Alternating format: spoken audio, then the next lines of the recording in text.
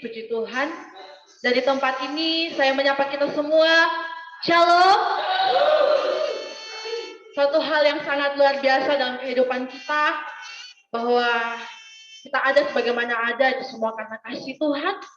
Oleh sebab itu kita akan menyanyikan pujian untuk mengawali ibadah ini dengan pujian Bapa, Engkau sungguh baik. Kita nyatakan bahwa hanya Dia Allah yang baik dalam setiap kehidupan kita. Oleh karena kasih-Nya berlimpah dalam setiap kehidupan kita.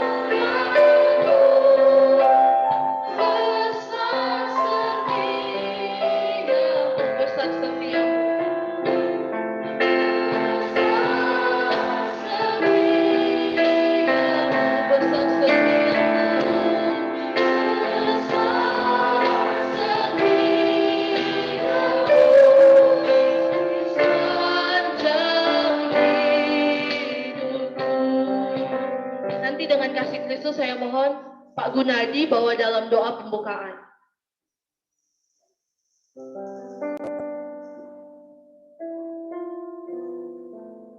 Kita semua berdoa. Bapa, sungguh kami merasakan kasih setiamu dalam hidup kami. Betapa besarnya anugerahmu yang kau berikan bagi kami. Terbukti di pagi hari ini, kami sungguh bersuka cita. Kami dapat kembali untuk bersekutu, meninggikan namamu Bapa. Biarlah Engkau Allah yang hadir, yang di tengah-tengah persekutuan kami. Mulai dari awal, pertengahan, hingga berakhirnya. Seluruh para pelayan Tuhan yang Engkau percayakan Bapa, Engkau Allah yang berkuasa, yang menguasai setiap hidup mereka. Engkau berkati Bapa. Terpujilah namamu, kami siap untuk memuji dan bersuka cita meninggikan namamu. Dalam nama Yesus, haleluya. Amin.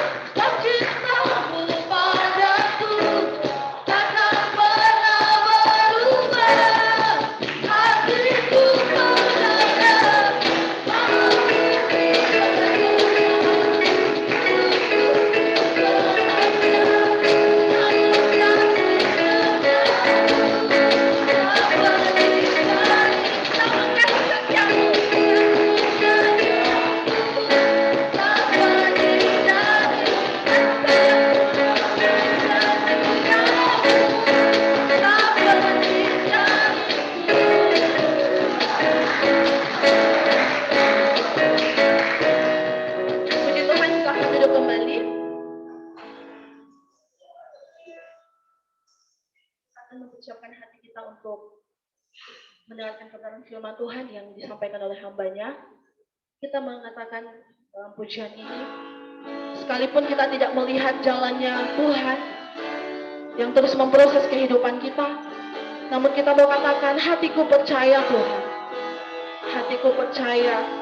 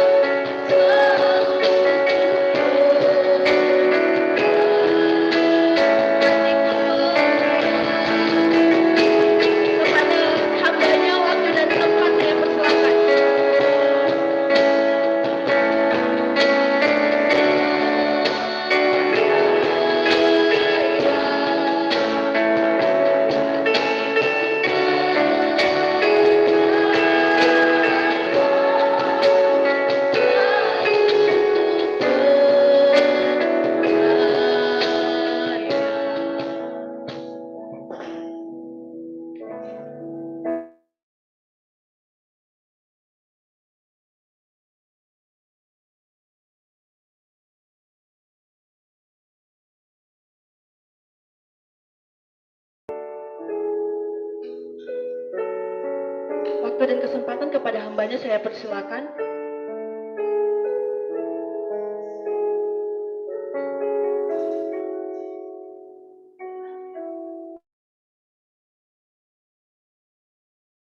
Bisa dengar suara saya?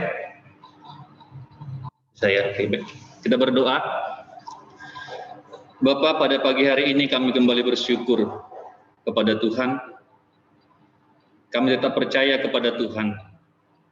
Meskipun mungkin kami belum melihat jalan-jalan-Mu, kami belum melihat kuasa-Mu, namun kami percaya kepada hati-Mu, Tuhan. Terima kasih Bapak buat kesempatan yang Tuhan masih berikan bagi kami, sehingga kami masih bisa beribadah pada pagi hari ini. Terima kasih buat urapan Tuhan, terima kasih buat hadirat Tuhan di tengah-tengah kami. Meskipun mungkin kami berada di tempat-tempat yang berbeda, namun kami yakin dan percaya Engkau tetap hadir dimanapun kami berada. Sebentar Tuhan, kami akan mendengarkan firman Tuhan. Urapi hamba-Mu Tuhan, dengan urapan Roh Kudus. Urapi kami semua yang hadir pada saat ini, yang mengikuti ibadah ini, dimanapun kami berada. Tolong kami Tuhan, supaya kami memberikan hati sebagai tanah yang subur untuk ditaburi oleh benih-benih firman Tuhan. Dalam nama Tuhan Yesus Kristus, kami telah berdoa dan siap menyambut kebenaran firman. Puji Tuhan. Amin. Amin.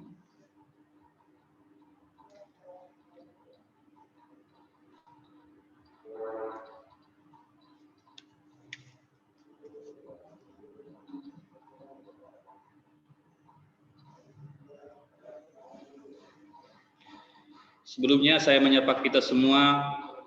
Selamat pagi. Shalom Aleichem. Puji Tuhan. Saya terlebih dahulu memperkenalkan diri karena mungkin ada beberapa dari antara kita belum mengenal saya.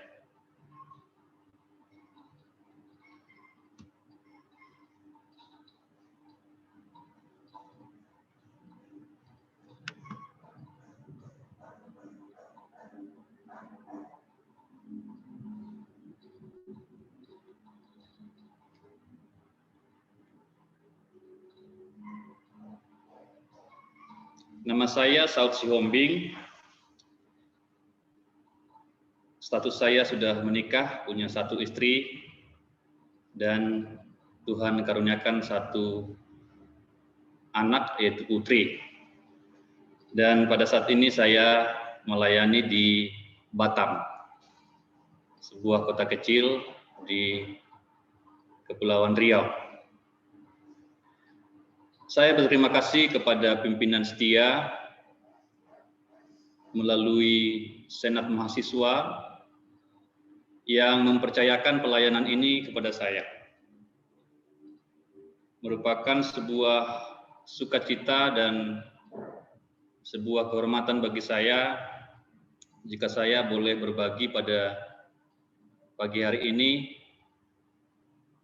dari firman Tuhan dan juga dari pengalaman-pengalaman saya yang mungkin nanti bisa saya bagikan di tengah-tengah kita.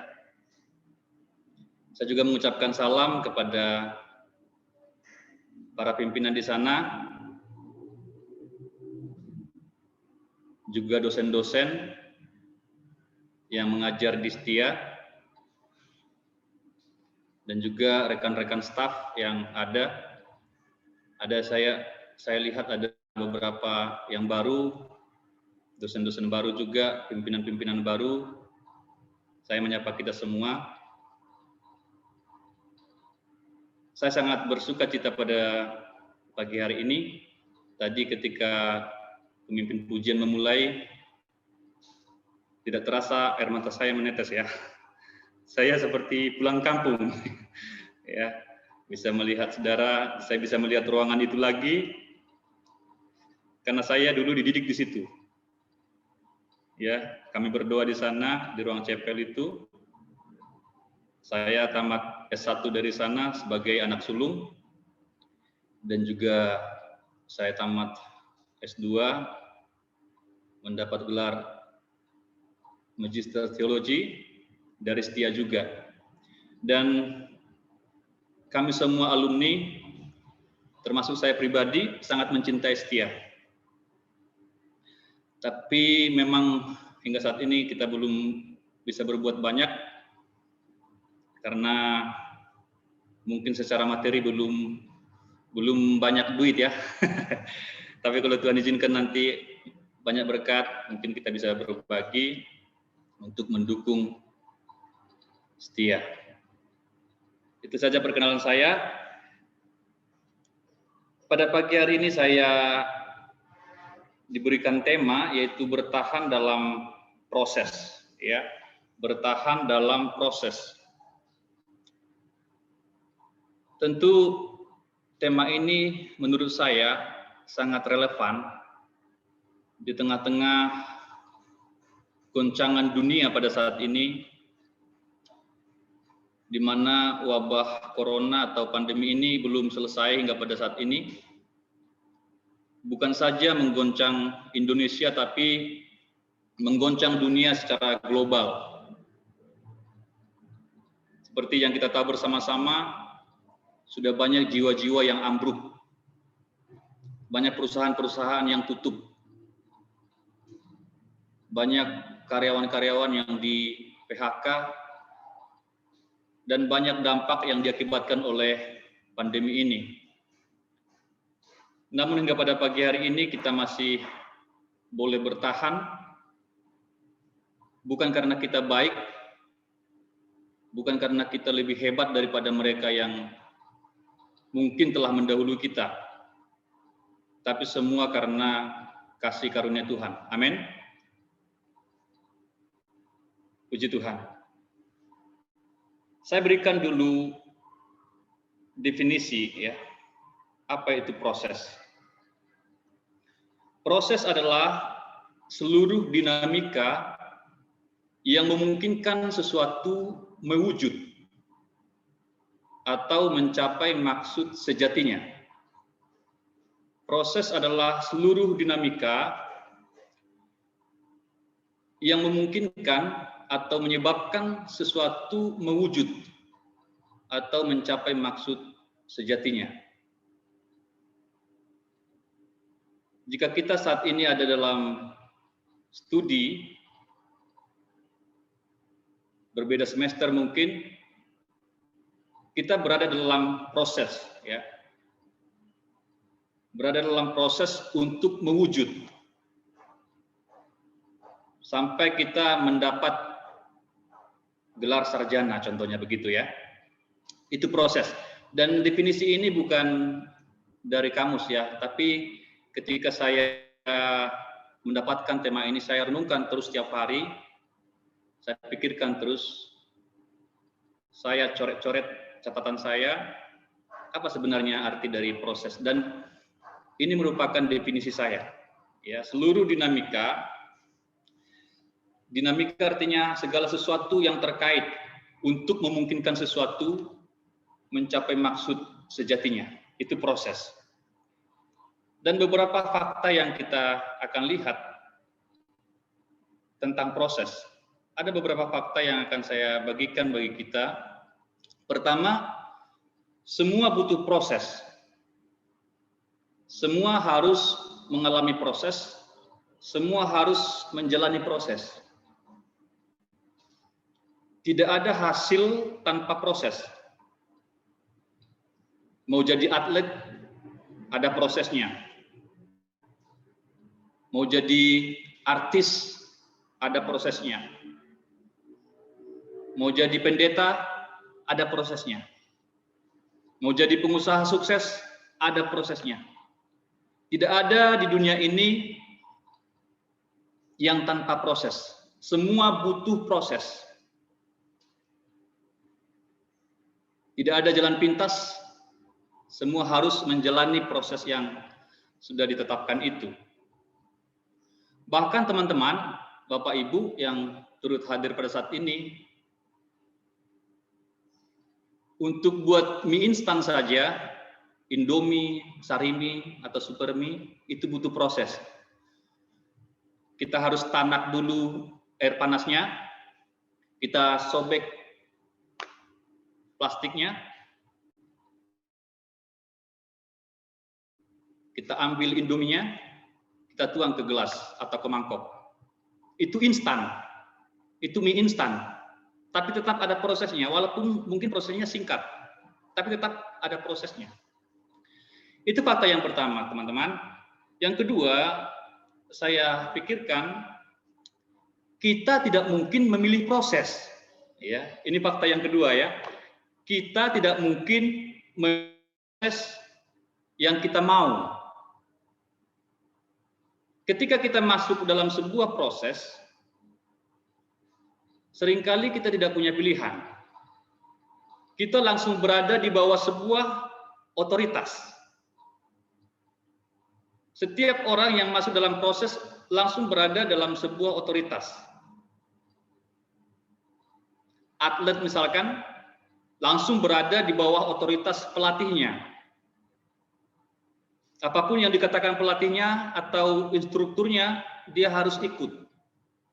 Kalau dia mau menjadi atlet yang berhasil, dia langsung di bawah otoritas atau kuasa pelatihnya. Dia tidak bisa memilih. Dia harus bangun jam sekian, dia harus makan yang ditentukan, dan dia dikarantina sebelum bertanding. Beberapa bulan sebelum bertanding, atlet-atlet itu dikarantina. Dan mereka semua harus mengikuti setiap prosedur yang ada di sana tanpa protes. Ya. Makanannya ditentukan, jam latihannya ditentukan, tidak boleh kemana-mana, tidak boleh punya HP. Itu di dunia, teman-teman. Itu untuk meraih sesuatu di dunia. Artis kah, ya, selebritis, kalau kita lihat Indonesian Idol itu, mereka itu dikarantina 3 bulan. Nggak ada HP, nggak ada keluarga.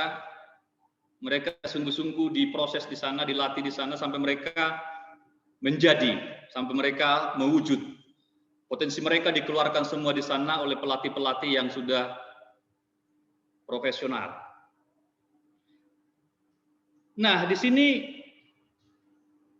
mereka harus belajar submission. Submission artinya penundukan. Ini merupakan kebenaran yang sangat mendasar ketika seseorang ada dalam proses. Apalagi kita berbicara tentang menjadi seorang hamba Tuhan. Atau ketika kita mau menjadi hamba Tuhan. Satu hal atau prinsip yang paling mendasar adalah submission atau penundukan. Kebenaran mengenai seorang hamba harus ada dalam hati setiap calon hamba-hamba Tuhan, termasuk kita. Apa itu? Aku bukan milikku lagi. Aku bukan milikku lagi. Karena dalam konteks kehambaan di dalam Alkitab, hamba itu adalah milik tuannya. Doulos. Itu adalah budak belian. Tidak ada status, tidak ada apa-apa, dan yang dia lakukan hanya bekerja untuk tuannya. Yang dia lakukan hanya tunduk kepada tuannya. Kata yang boleh keluar dari mulutnya hanya yes, I do. Iya Tuhan. Bahkan budak ini boleh dijual, teman-teman ya. Jadi hanya seperti barang atau komoditas. Nggak punya hak, nggak punya interupsi, Dia hanya melakukan apa yang diminta oleh tuannya. Jadi ketika kita belajar menjadi hamba Tuhan, satu prinsip yang harus kita tanamkan di hati kita, yang selalu harus kita katakan kepada diri kita, aku bukan milikku lagi, tapi aku adalah milik Kristus. Mengapa? Karena kita telah ditebus, kita telah dibayar lunas untuk menjadi hamba Tuhan. Yang ketiga, fakta yang ketiga adalah proses melibatkan penderitaan. Proses melibatkan penderitaan. Mengapa harus bertahan dalam proses? Karena proses itu biasanya melibatkan penderitaan, mengandung kesakitan. Proses itu mengandung kesesakan. Di dalam proses itu ada ketidaknyamanan, ada hak-hak kita seperti terampas, ada kebebasan kita seperti dibatasi.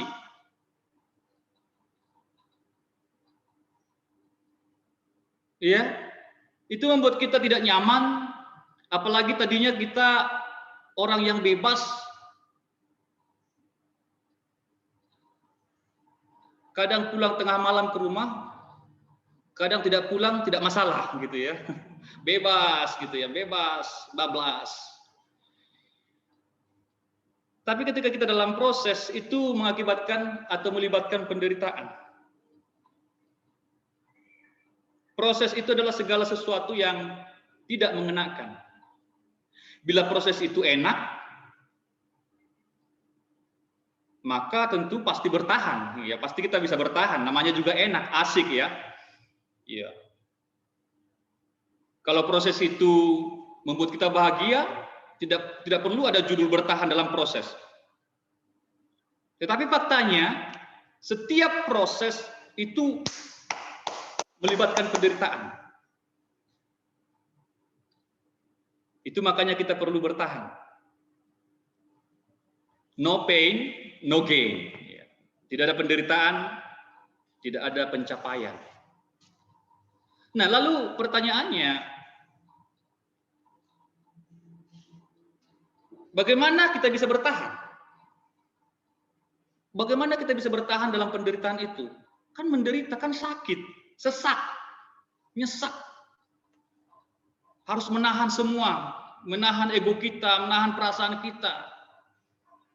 Saya lagi jatuh cinta nih, nggak bisa saya nyatakan. Saya harus bagaimana nih, sesak, stres, frustrasi.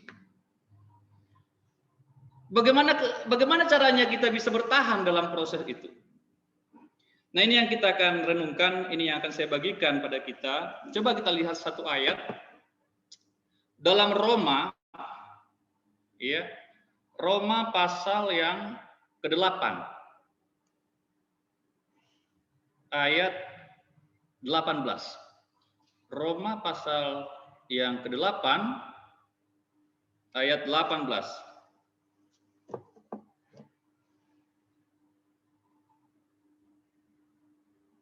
Yang sudah ketemu angkat tangan. Puji Tuhan. Kita baca bersama-sama dengan intonasi yang baik dan suara yang lantang. Saya akan hitung dalam hitungan yang ketiga. Roma 8 ayat 18. 1, 2, 3. Sebab aku yakin bahwa penderitaan zaman sekarang ini tidak dapat dibandingkan dengan kemuliaan yang akan dinyatakan kepada kita kelak. Nah, ini yang akan kita renungkan. Bagaimana caranya agar kita mampu bertahan dalam proses yang sesak ini? Bagaimana kita bertahan dalam penderitaan yang kita hadapi dalam proses ini? Pertama, miliki pertimbangan. Miliki pertimbangan. Dan pada akhirnya harus positif. Hasil yang ada di depan sana harus positif. Sebab aku yakin, kata Paulus dalam ayat tadi, sebab aku yakin. Nah, kata yakin di sini bukan berarti keyakinan yang gegabah, bukan keyakinan yang membabi buta, bukan keyakinan yang tanpa dasar. Kadang kita itu yakin ya, yakin aja gitu ya. Yakin tapi nggak ada dasarnya. Kenapa bro? Kenapa kamu yakin bro? Oh yakin aja. Yakin aja. Ya, tapi apa dasarnya? Nggak bisa kita jawab. Ya. Yakin aja kalau cewek yang kita taksir itu juga suka sama kita. Yakin aja, yakin bro, maju terus bro. Yakin. Tapi nggak tahu ya, apa dasarnya, nggak ada dasarnya. Tapi yakinnya Paulus di sini adalah sebuah keyakinan yang terukur, teman-teman. Keyakinan Paulus diperoleh berdasarkan sebuah pertimbangan. Maka poin pertama ini saya katakan miliki pertimbangan. Dia menimbang, dia berpikir. Paulus menganalisa, Paulus melakukan estimasi, Paulus menganalisa dan melakukan perhitungan, ada kalkulatornya, ya.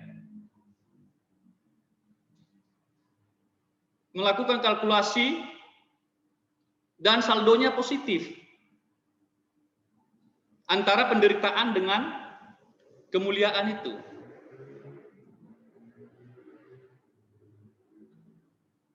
Paulus menimbang antara penderitaan sekarang ini dengan kemuliaan yang akan dinyatakan kelak. Ini yang dipertimbangkan dan diyakini oleh Paulus. Perhatikan ya. Saya breakdown ini. Penderitaanku kecil. Kemuliaanku sangat besar. Penderitaanku temporal, sesaat, sementara. Namun kemuliaanku kekal. Penderitaanku biasa, namun kemuliaanku nanti luar biasa. Saldoku positif, gitu ya. Jadi ketika Paulus mempertimbangkan penderitaannya dengan kemuliaan yang akan dinyatakan Tuhan kelak, saldonya positif. Dia tidak akan rugi. Dia hitung, dia kalkulasi semua. Dia hitung semua dengan baik. Kita akan mampu bertahan dalam proses bila kita meyakini bahwa kemuliaan di balik penderitaan kita pada saat ini lebih besar.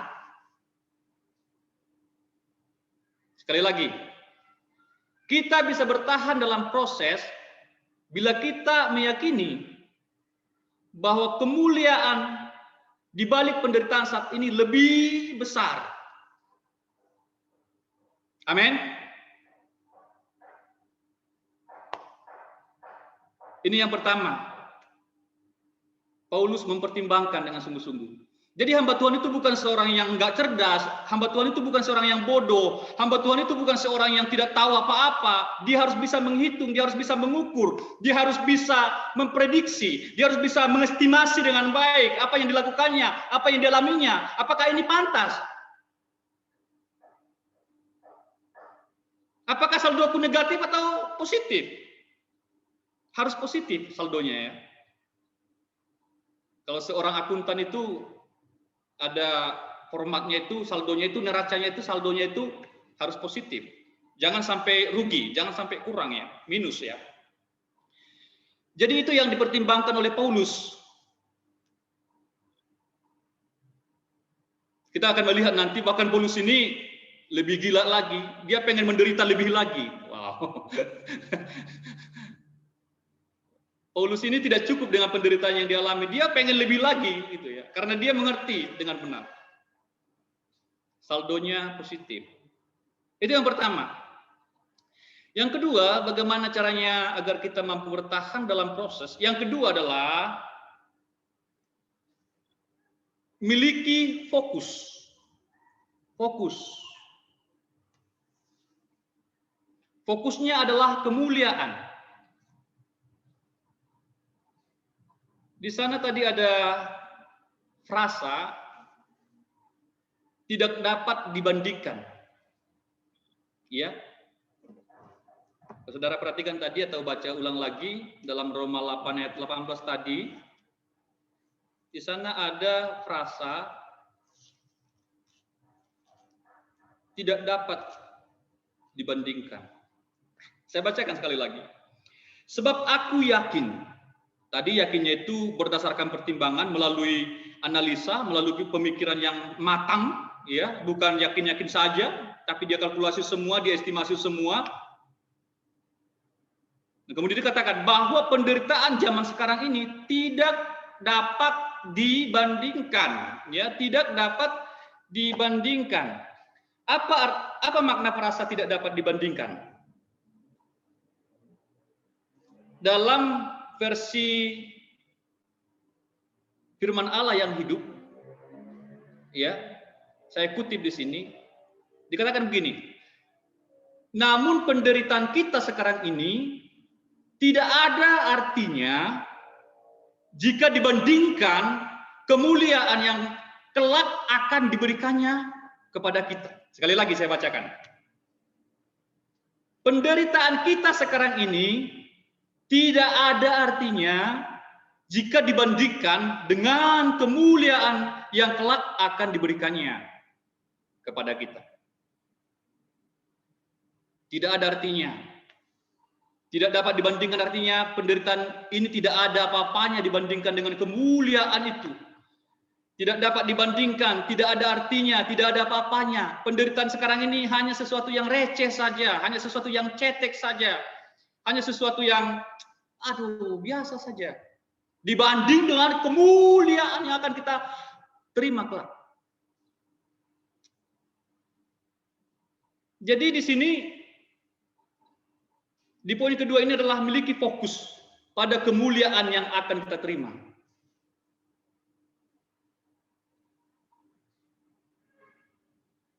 Kalau kita menjalani proses dengan baik, maka kita akan dimuliakan. Minggu lalu saya sempat mengikuti chapel saudara, di mana ada beberapa orang yang mendapat hadiah. Benar ya? Ada mendapat hadiah, ya. Semester ini dapat hadiah sebagai orang yang terbaik dengan IPK sekian.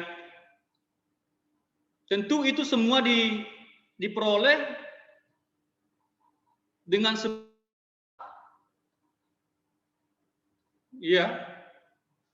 pasti mereka-mereka itu telah melakukan sesuatu yang ekstra.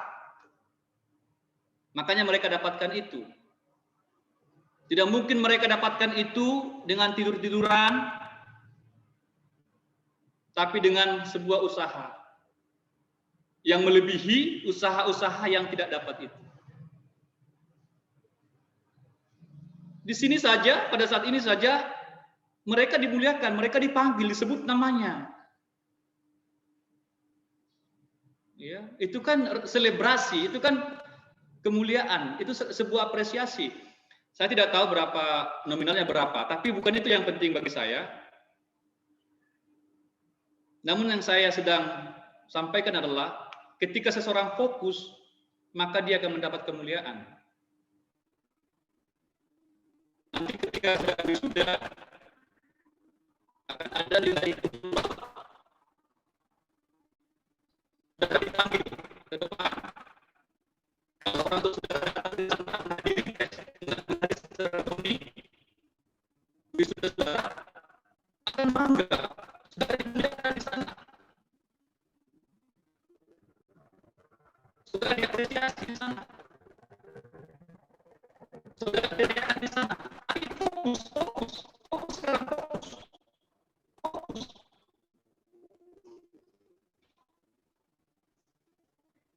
Ada sebuah ilustrasi di luar kipas yang sudah bertahun-tahun menjomblo, akhirnya saudara jatuh cinta pada Sumiati. Tepat pada pandangan ketiga.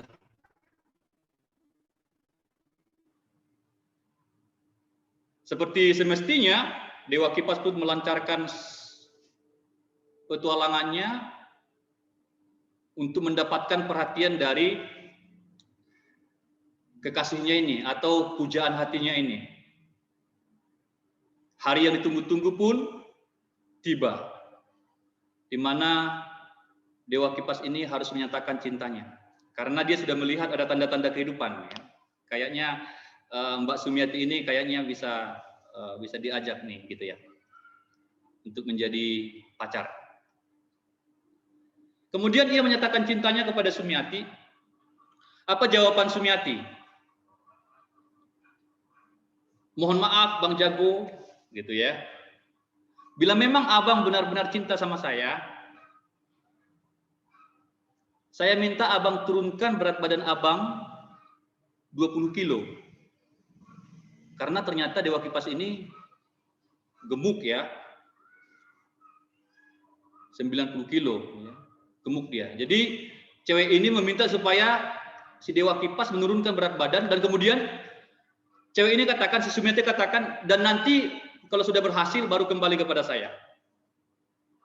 Dan saya akan menerima cintanya abang, gitu ya, kira-kira begitu. Kira-kira apa yang dilakukan Dewa Kipas? Dia akan berjuang karena dia melihat sesuatu di depan sana, bahwa tujuannya akan tercapai.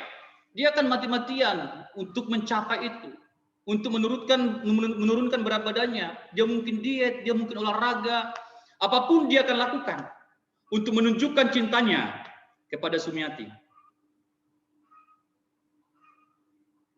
Itu harapan dia di depan. Itu menjadi pemicu. Maka dia akan lakukan segalanya. Dia tidak makan lagi makanan yang dia suka. Dia tidak makan lagi makanan-makanan berlemak seperti sebelumnya. Dia jaga pola makannya dengan baik.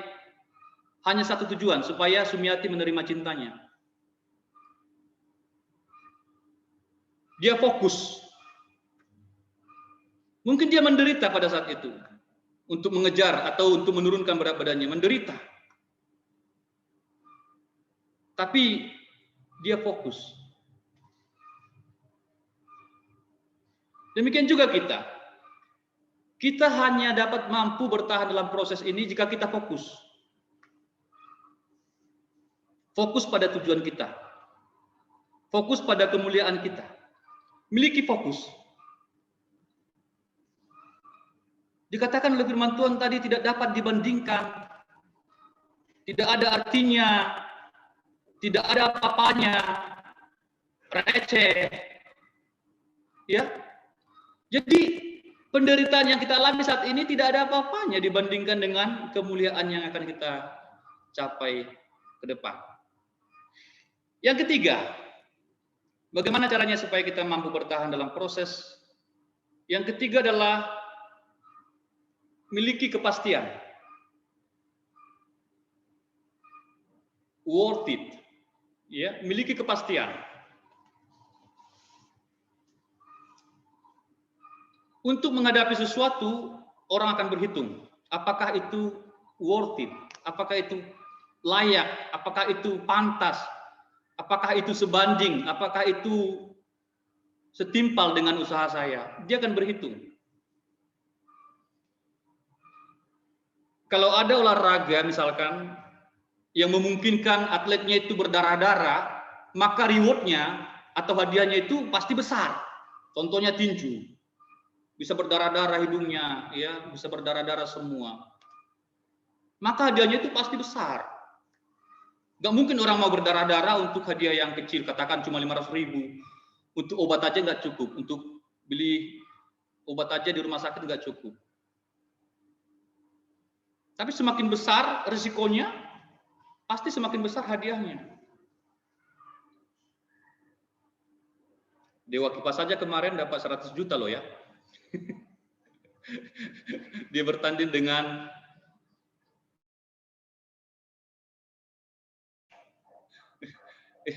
jadi orang berhitung, apa yang saya dapat? Ya, apa yang saya dapat? Jadi miliki kepastian.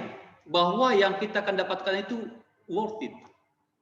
Kalau kita makan misalkan di restoran atau di mana saja kita makan, kemudian ketika kita makan, contohnya bakso, katakan bakso ya, kita makan enak loh, baksonya enak. Nah, ketika tiba saatnya untuk membayar bill atau membayar bill ya, karena kita puas dengan pelayanannya, kita puas dengan rasa bakso itu, maka harga yang mahal itu nggak terasa buat kita. Ya, kita ikhlaskan aja. Ya memang enak kok, enak, worth it ya. Itu layak, pantas. Tapi coba makanannya nggak enak ya. Harga murah pun kita komplain ya, ngomel sana sini ya, ngomel nggak enak, nggak kurang garam segala macam gitu ya. Tapi kalau makanannya enak memuaskan kita bayar dan kita ikhlas, kita rela dengan harga yang kita berikan itu. Bahkan mungkin berikutnya besok-besoknya kita akan panggil teman kita, ada di sana bakso enak, kita rekomendasi kepada orang-orang lain, kita pasarkan baksonya itu. Mengapa? Karena layak. Nah, di sini teman-teman di poin ketiga ini,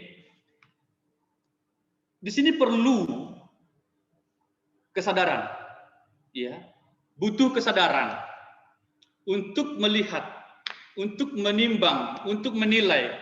Kemudian butuh kecerdasan dan butuh kedewasaan. Terakhir, kita butuh kemampuan untuk menaruh nilai pada sesuatu. Nah, ini kita harus belajar dari saat ini, dari masa muda kita. Kita harus mampu untuk menaruh nilai pada sesuatu. Beberapa kali atau kadangkala kita salah menaruh nilai, ya. Kita menilai sesuatu yang tidak penting itu dengan mahal, gitu ya. Kita menilai sesuatu yang tidak penting, tidak ada hubungannya dengan masa depan kita dengan begitu mahal. Kita spend waktu kita banyak untuk sesuatu yang sia-sia.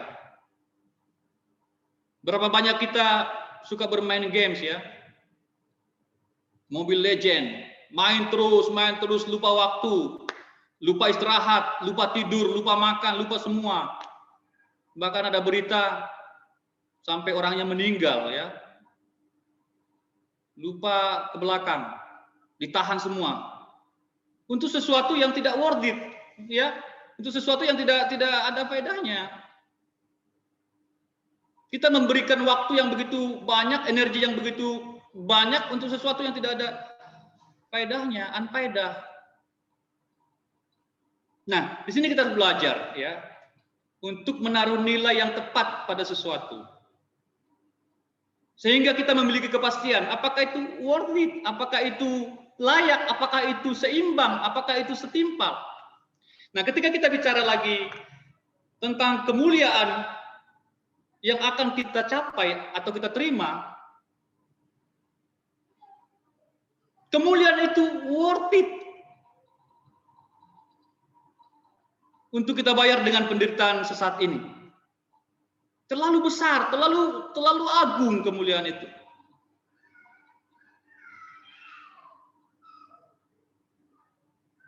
Kalau kita memiliki kepastian ini, maka kita akan bertahan.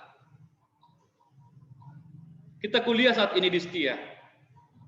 Kita hitung, kita mau sarjana ini worth it enggak? Ya jelas. Setia jelas. Ya. Setia legal. Setia terakreditasi, Setia berijazah. Kami alumni bisa berkiprah saat ini, bisa memakai ijazah kami untuk melakukan berbagai hal di lapangan. Jadi worth it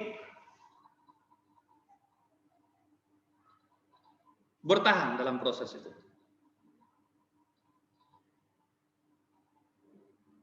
Karena upah di depan kita itu worth it, layak, pasti. Suatu kali Paulus menuliskan Kolose 1 ayat 24. Coba kita lihat, waktu saya kayaknya udah habis ini. 5 menit lagi. Kolose 1 ayat 24. Ada juga di layar, ya supaya cepat. Saya bacakan. Sekarang aku bersukacita bahwa aku boleh menderita karena kamu dan menggenapkan dalam dagingku apa yang kurang pada penderitaan Kristus untuk tubuhnya, yaitu jemaat. Kalau kita baca ini, sepertinya ada sesuatu yang sulit di sana.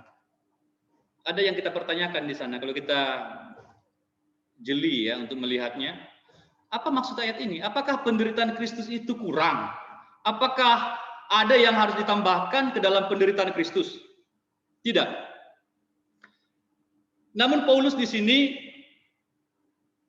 sedang mengatakan bahwa penderitaan yang dialami itu adalah sesuatu penderitaan yang masih biasa dan dia masih ingin penderitaan yang lebih lagi. Ini yang saya sampaikan tadi di awal. Paulus ini sepertinya masih rela menerima penderitaan. Karena dia menghitung bahwa penderitaan Kristus itu selalu jauh lebih besar daripada penderitaannya. Atau dengan kata lain, penderitaan dia pasti kurang, ya. Pasti kurang dibanding dengan penderitaan Kristus yang telah menyelamatkan dia. Itu maksud ayat ini. Jadi sepertinya Paulus ini masih ingin, silakan penderitaan datang lagi, silakan proses datang lagi, ya. Kalau misalkan Anda di sana bangun jam 4, saya siap, bangun jam 3 pun saya siap, karena saya tahu tujuan saya. Amin, amin, amin. Ya, karena saya tahu tujuan saya. Kalau disuruh dosen baca 1 buku, saya siap baca 2 buku, gitu ya. Amin, amin.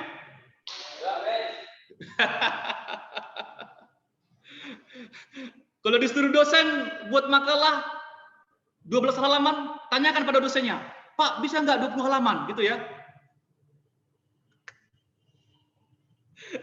Artinya saya siap untuk menanggung lebih lagi. Itu tidak ada masalah, penderitaan itu nggak ada masalah. Bayangkan ya teman-teman yang suka bola ya, suka bola, saudara bela-belain ya, mau subuh kalau tim saudara mau tanding, contohnya pendukung Barcelona itu Pak Gunadi itu Barcelona kayaknya itu ya. Mau jam 3, mau jam 4, dia kan kejar itu. Mau kurang tidur, terserah. Pokoknya dia harus tanding.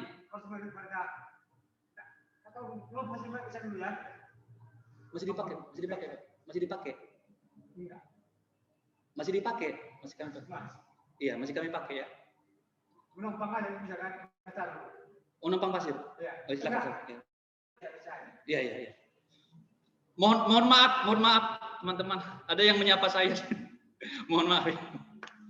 Ya. Jadi siap.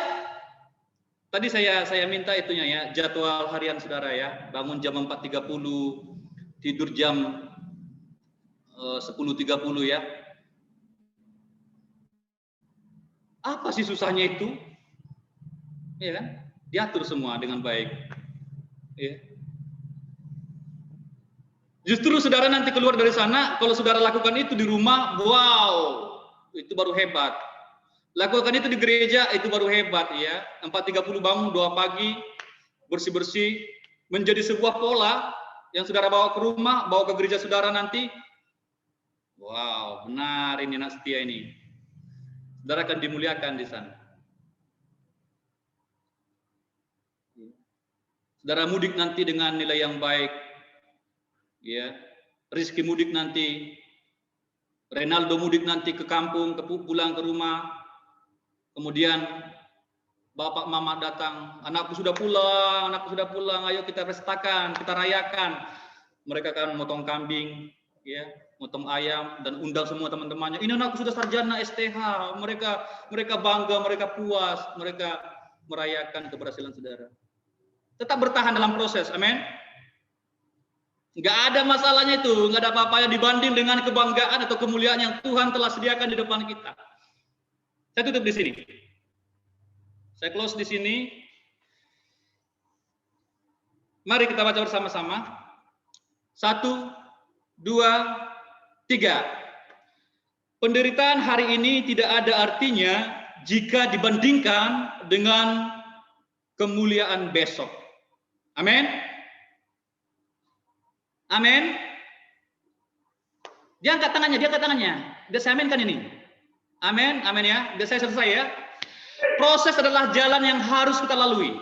Tidak ada jalan pintas. Proses adalah harga yang harus kita bayar. Tidak ada yang gratis.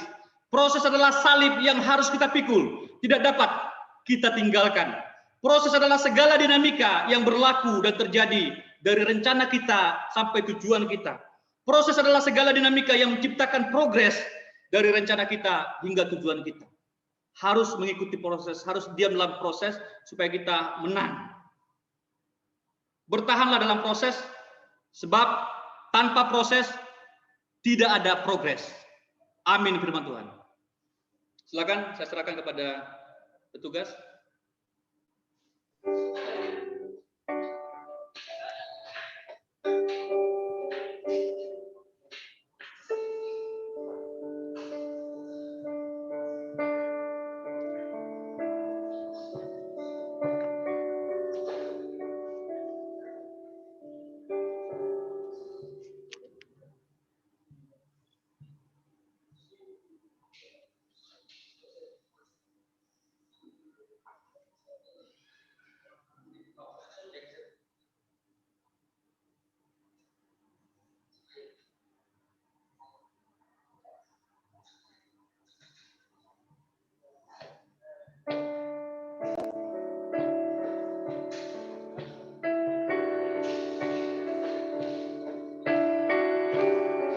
Kita akan sama-sama menyanyikan pujian ini.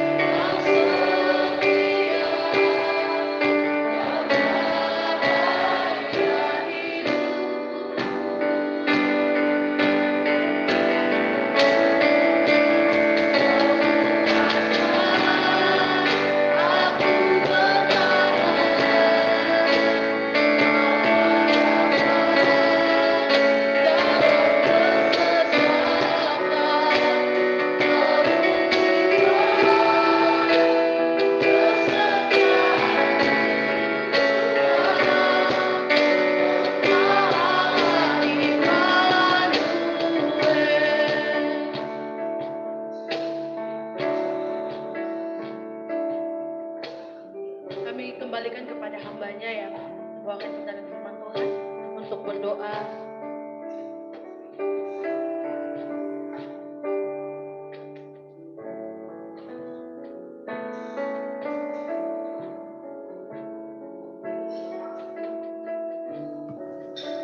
Kami kembali bersyukur pada pagi hari ini Tuhan, di penghujung ibadah kami. Engkau yang menguatkan kami Tuhan untuk bertahan kepada saat ini.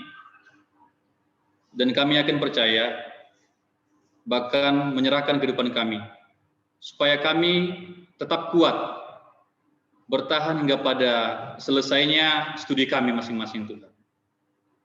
Tak ada satupun yang gugur, tidak ada satupun yang di DO Tuhan, tapi biarlah Engkau sendiri yang memberikan kekuatan kepada kami untuk bertahan. Kami telah mendengarkan kebenaran firman Tuhan, bahwa kemuliaan yang Tuhan janjikan, yang Tuhan akan nyatakan bagi kami, itu worth it, itu layak diperjuangkan, itu layak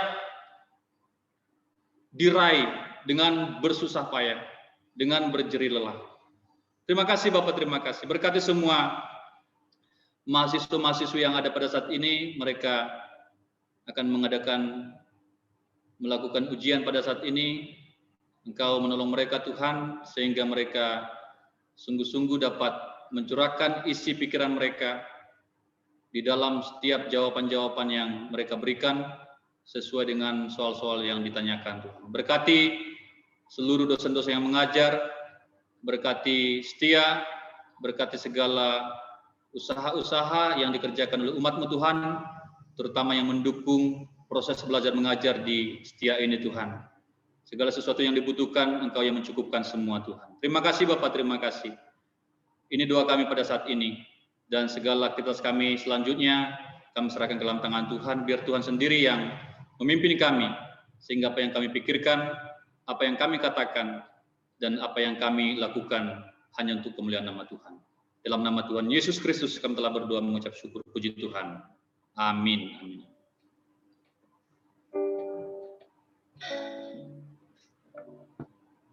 Puji Tuhan, salam, selamat pagi. Kami mengucapkan terima kasih kepada Pak Saud yang sudah menyaringkan firman Tuhan. Tuhan memberkati, dan juga kepada para pemimpin, staf dosen, kakak alumni, bahkan teman-teman semua, mahasiswa-mahasiswi yang sudah berkenan hadir pada pagi hari ini untuk kita sama-sama beribadah. Tuhan memberkati kita semua. Sementara itu kita akan memberikan persembahan kita nyanyikan pujian dari refnya Hatiku Percaya, Hatiku Percaya.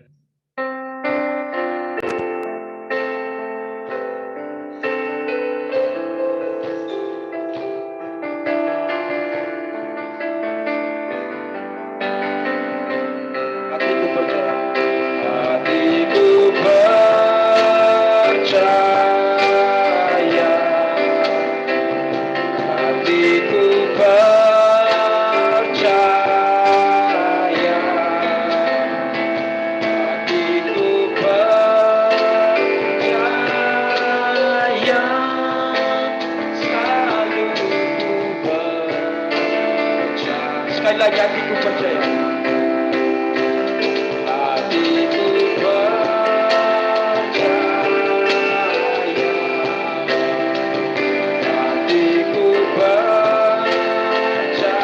Hatiku percaya. Hatiku percaya. Selalu percaya. Sebelum kita mengakhiri, ada pengumuman yang kita dengarkan dari Saudara Aldo. Dipersilakan. Shalom, selamat pagi. Ada sedikit pengumuman tambahan bahwa hari Kamis kita akan adakan talk show live di Instagram kita, Instagram Setia, yaitu di info seputar Setia. Jadi bagi teman-teman yang memiliki waktu bisa ikut untuk menyaksikan talk show tersebut, dan kita adakan pada hari Sabtu jam 8 malam waktu Indonesia Barat. Terima kasih. Langsung saja kita sama-sama bangkit berdiri semua. Kita akhiri ibadah kita pada pagi hari ini. Kita langsung doa saja, dan kembali kami minta Pak Saud untuk membawa kita dalam doa berkat. Dipersilakan. Baik, di penghujung ibadah ini Tuhan, kami sekali lagi menghampiri tahta kasih karunia-Mu Tuhan, memberkati kami pada saat ini, apapun yang kami kerjakan, biarlah semua untuk hormat dan kemuliaan bagi nama-Mu Tuhan. Berkati seluruh umat-Mu, berkati seluruh mahasiswa-mahasiswi pada saat ini yang akan segera ujian Tuhan. Dalam nama Tuhan Yesus Kristus, kami tutup ibadah kami. Puji Tuhan. Amin.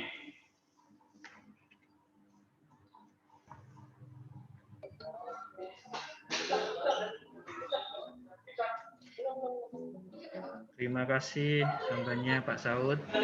Terima kasih Bang Saud. Ya, dan terima kasih Tuhan Yesus memberkati kita semua. Ciao. Terima kasih, terima kasih.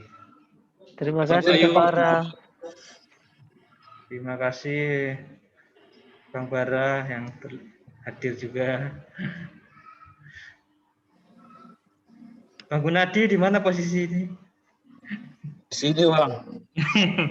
Luar biasa. Mengantor di sana ya?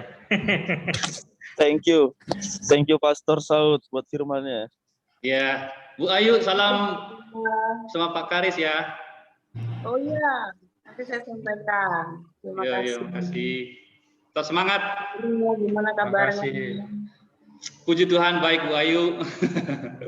Baik, puji Tuhan. Maju terus. Pun.